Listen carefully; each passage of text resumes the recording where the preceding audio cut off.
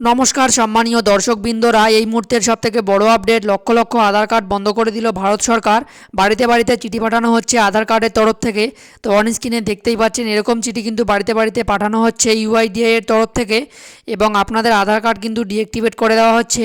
তো কাদের কাদের বন্ধ করে দেওয়া হচ্ছে, কেন হচ্ছে, এবং আপনার বন্ধের চিঠি এলে আপনি কি করবেন, এবং আপনার বন্ধ হবে কিনা আপনি কিভাবে দেখবেন, তা বিস্তারিত দেখিয়ে দেবো আজকের ভিডিওর মাধ্যমে। খুবই গুরুত্বপূর্ণ একটি ভিডিও, তাই শেষ পর্যন্ত অবশ্যই দেখবেন। তো বন্ধুরা, ভিডিও শুরু করার আগে এখনো পর্যন্ত যারা আমার চ্যানেলটি সাবস্ক্রাইব করেননি, চ্যানেলটি সাবস্ক্রাইব করে পাশে থাকা বেল আইকনটি অল করে রাখবেন।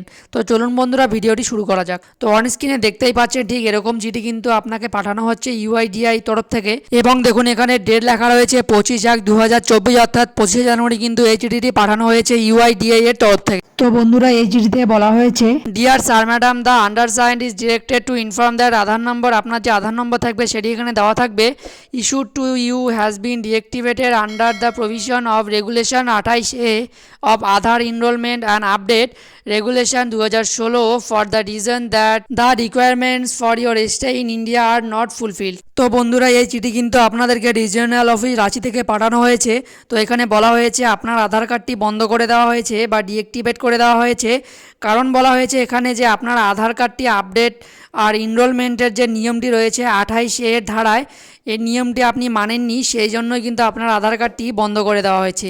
তো আমরা আবার ডিটেলস দেখে নেব কেন ডিএক্টিভেট করে দেওয়া হয়েছে এবং আধার কার্ড ডিএক্টিভেশন হলে আপনারা কি করবেন। তো বন্ধুরা দেখুন, এখানে বলা হয়েছে প্যান কার্ডের পর এবার বাতিলের তালিকায় আধার কার্ডও। দেশ জুড়ে প্রায় 81 লক্ষ আধার কার্ড নিষ্ক্রিয় করলো unique identification authority of India, অর্থাৎ ইউআইডিআইএ।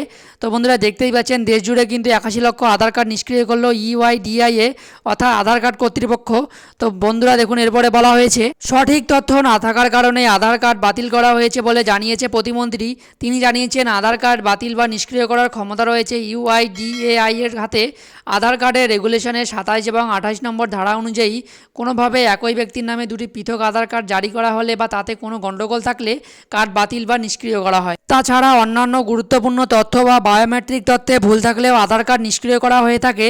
নিয়মানুসারে 5 বছরের কম বয়সী কোনো শিশুর নামে আধার কার্ড থাকলে 5 বছর বয়স পরে তার বায়োমেট্রিক তথ্য আপডেট করতে হবে। ফের 15 বছর বয়স হওয়ার পর আবার ওই তথ্য পুনরায় দিতে হবে। এই তথ্য আপডেটের জন্য 2 বছরের সময়সীমা দেওয়া হয়। এই 2 বছরের মধ্যে আপডেট না হলে আধার কার্ডটি বাতিল হয়ে যায়। অর্থাৎ বন্ধুরা দেখতেই পাচ্ছেন আধার কার্ড রেগুলেশন 28 এবং 27 নম্বর ধারা অনুযায়ী বলা হয়েছে যে কোনো ব্যক্তির নামে যদি দুটি পৃথক আধার কার্ড জারি করা হয়, তাতে কোনো গণ্ডগোল থাকলে কার্ডটি বাতিল হয়ে যায়। তাছাড়াও গুরুত্বপূর্ণ তথ্য বা বায়োমেট্রিক তথ্যে ভুল থাকলে কিন্তু আধার কার্ড নিষ্ক্রিয় করা হয়ে থাকে। তো বন্ধুরা, এর পাশাপাশি কিন্তু 5 বছর বয়সী কোনো শিশুর যদি আধার কার্ড থেকে থাকে, তাহলে 5 বছর বয়স পর তার বায়োমেট্রিক তথ্য আপডেট করতে হবে, এবং 15 বছর বয়স পর আবার তার তথ্য পুনরায় দিতে হবে।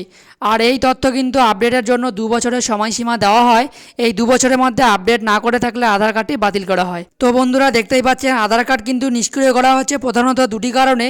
তো প্রথম কারণটি হলো কোনোভাবে এক ব্যক্তির নামে দুটি পৃথক আধার কার্ড থাকলে পাশাপাশি বায়োমেট্রিক তথ্য ভুল থাকলেও কিন্তু আধার কার্ড বাতিল করা হতে পারে। পাশাপাশি শিশুদের আধার কার্ড 5 বছর এবং 15 বছর পরে বায়োমেট্রিক না করে থাকলে কিন্তু সেই আধার কার্ড বাতিল করা হয়।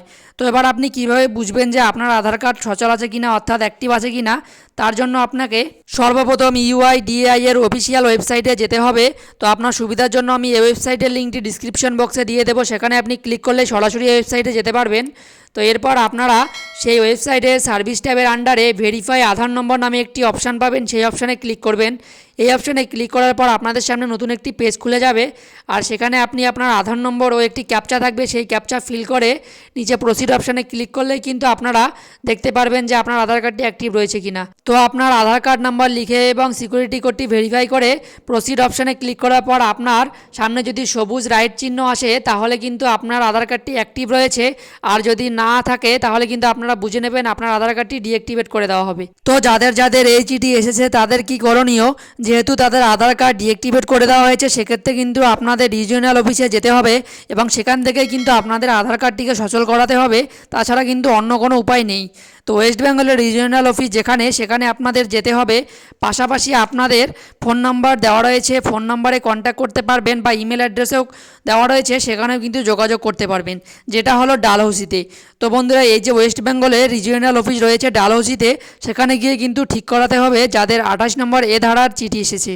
তো এখানে কিন্তু আপনাদের প্রয়োজনীয় ডকুমেন্টস নিয়ে যেতে হবে, পাশাপাশি আপনাদের মোবাইল নম্বর, সাথে মোবাইল এবং আপনার আধার কার্ডটি অবশ্যই নিয়ে যেতে হবে, এবং যার নামে সেই চিঠি এসেছে তাকে কিন্তু অবশ্যই উপস্থিত থাকতে হবে। সেখান থেকে কিন্তু আপনারা অ্যাক্টিভ করে দেওয়া হবে আপনার আধার কার্ডটি যাবতীয় যাচাই করে নেওয়ার পর।